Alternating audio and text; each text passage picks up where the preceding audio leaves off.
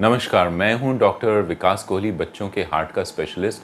और आज आपसे बात करने जा रहा हूं एक बहुत ही इम्पॉर्टेंट टॉपिक की, जो कि है सिंगल वेंट्रिकल, यानी कि दिल में दो पंप ना होके सिर्फ एक पंप है।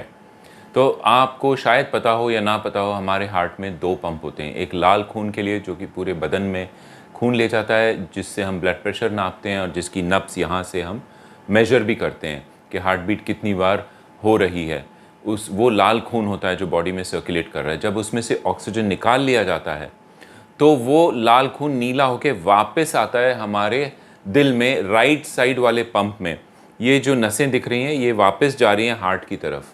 सो ये हमारी वेन्स हैं और ये नीले खून को हार्ट में ले जा रही हैं। दोनों पंप्स के बीच में एक पर्दा होता है जिसको हम वेंट्रिकुलर सेप्टम बोलते हैं, और ये पर्दा, इसमें छोटा सा छेद हो तो उसको वीएसडी कहते हैं। ये हमने पहले कवर किया है, छोटे वीएसडी, बड़े वीएसडी, लार्ज वीएसडी, ये टॉपिक्स हमने पहले बात कर लिए हैं। आज हम बात करने जा रहे हैं, अगर ये पर्दा ही नहीं है या दो पंप की जगह एक ही पंप है तो क्या होता है। ये कॉमन कंडीशन है, ये अनकॉमन नहीं है। और इन बच्चों का फ्यूचर पिछले 20 सालों में बहुत इम्प्रूव हो चुका है।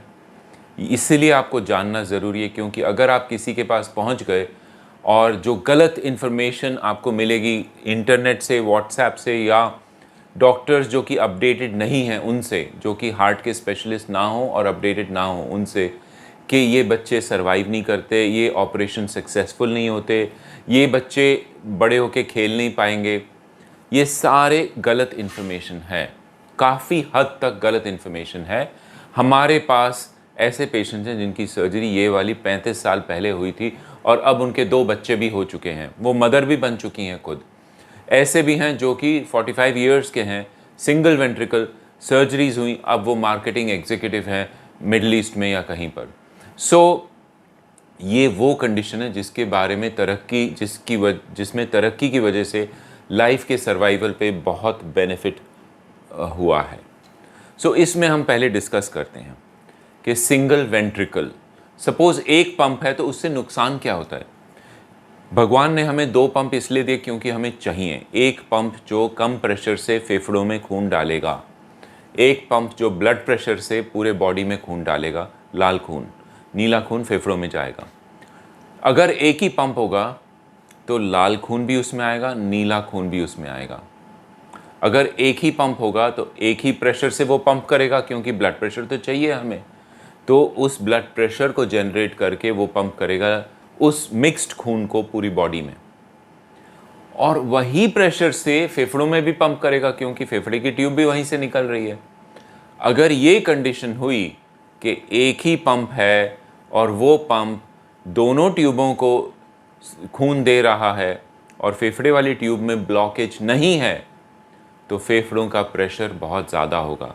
नॉर्मल बच्चे के फेफड़े का प्रेशर 25 या 30 होता है। इन बच्चों में जिनमें सिंगल वेंट्रिकल है और फेफड़े के खून के रास्ते में ब्लॉकेज नहीं है, जिसको पीएस या पल्मोनरी स्टेनोसिस कहते हैं, वो नहीं है, तो फेफड़ों का प्रेशर भी सेम ब्लड प्रेशर जितना होगा। इन बच्चों को फेफड़े का प्रेशर कम करने के लिए 4 से 6 हफ्ते के बीच में एक ऑपरेशन चाहिए होता है, जिसे बैंडिंग ऑपरेशन कहते हैं।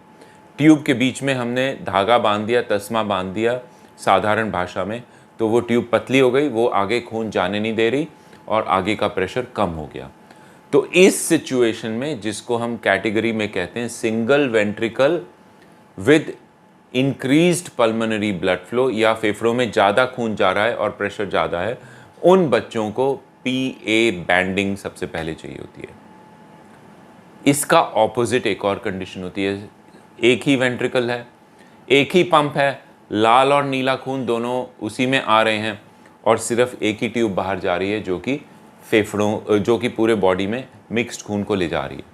या तो फेफड़ों में बिल्कुल ही कम खून जा रहा है, या उसके रास्ते में ब्लॉकेज है, तो इसलिए ब्लॉकेज की वजह से फेफड़े बचे हुए हैं अभी।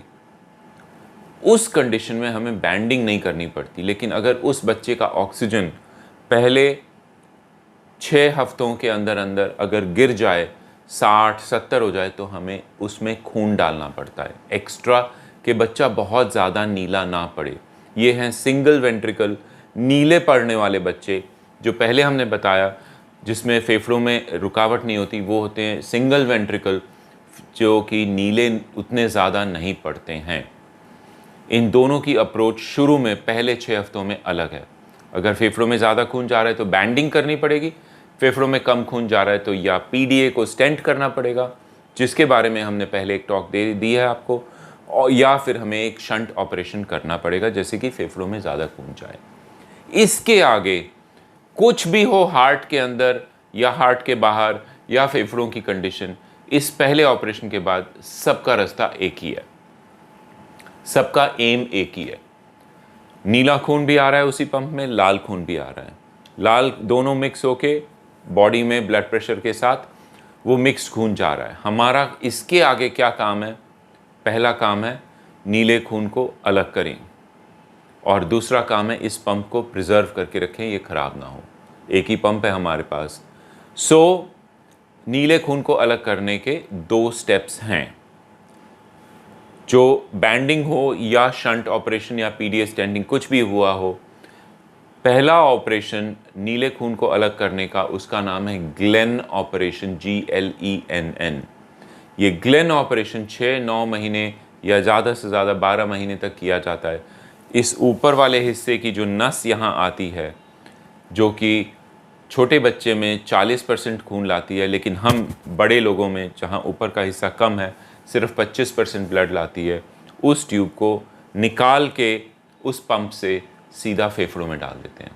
नीले खून को जाना फेफड़ों में ही है, मिक्स होके जा रहा था फेफड़ों में, अब निकाल के इस ट्यूब को हमने सीधा फेफड़ों में डाल दिया, तो अब वो सीधा फेफड़ों में जा रही है और फेफड़ों से लाल खून बन के वो उस पंप में जा रही है। इससे 2 फ़ायदे होते हैं, एक तो कि और ज़्यादा नीला खून अब लाल हो रहा है, और दूसरा कि एक ऐसी ट्यूब से हो रहा है जो कि बच्चे के साथ साथ बड़ी होती रहेगी, क्योंकि वो नेचुरल ट्यूब है, आर्टिफिशियल ट्यूब नहीं है।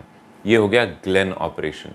आम तौर से ग्लेन ऑपरेशन का सक्सेस रेट 95 to 98%, 5 से 7 दिन अस्पताल में रुकना है और बहुत अच्छी कंडीशन होती है। ये बेस्ट पीरियड है एक बच्चे के लाइफ का, 6 महीने 1 साल से लेके 3 साल की उम्र तक, जब बच्चा बहुत अच्छी तरह नॉर्मल भागेगा, खेलेगा, दौड़ेगा, डेवलप होगा, mental development, physical development, growth, weight gain सब कुछ होगा।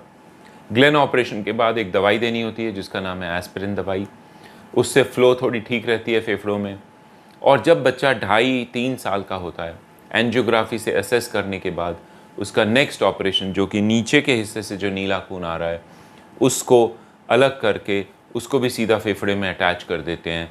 उस ऑपरेशन का नाम है फोंटाना ऑपरेशन। ये आमतौर से बड़ा ऑपरेशन है, और इस ऑपरेशन के बाद 100% नीला खून दिल में न जाके सीधा फेफड़ों में जाता है, लाल होके फिर दिल में जाता है। इसको करने के कई तरीके हैं, बट मेन वेरिएशन है विद फेनेस्ट्रेशन है कि विदाउट फेनेस्ट्रेशन, जो कि हम बाद में कभी डिस्कस करेंगे। और इसके बाद अगर ये ठीक टाइम पे किया जाए, रिज़ल्ट्स अच्छे हैं। डिपेंड करता है फेफड़ों के खून ले जाने की ट्यूब का क्या साइज़ था, जो पंप है उसका क्या फंक्शन है, जो पंप में वाल्व है जिसको माइट्रल ट्राइकस्पिड वाल्व कहते हैं, वो वाल्व में लीकेज है कि नहीं है। इन सब फैक्टर्स और कई सारे और कॉम्प्लिकेटेड फैक्टर्स के ऊपर डिपेंड करता है। क्या पंप लेफ़्ट टाइप का है कि राइट टाइप का है, इन सब पे डिपेंड करता है आउटकम। और अगर फेवरेबल आउटकम के पॉइंट्स हैं ऑपरेशन से पहले, तो बच्चे की कंडीशन बहुत अच्छी होने वाली है। इस ऑपरेशन के बाद ऑक्सीजन लेवल 90 के ऊपर होगी, 95 के आसपास होगी, और इन जनरल बच्चा पहले से बहुत अच्छा हो जाएगा। Thank you.